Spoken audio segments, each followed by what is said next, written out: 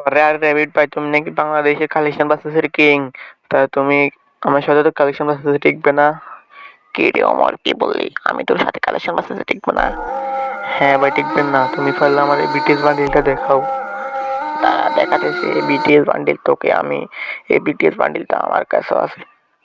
ভাই লল, ভাই লল, এই বিটিএস বান্ডিল, ভাই লল লল, এটা কি বান্ডিল দেখালা ভাই? ছাগলের মতো একটা বান্ডিল দেখাই ফেললা ভাই। তুমি এটা কি বান্ডিল দেখালা? তুমি বলবে বাংলাদেশের কালেকশন বক্সের কিং?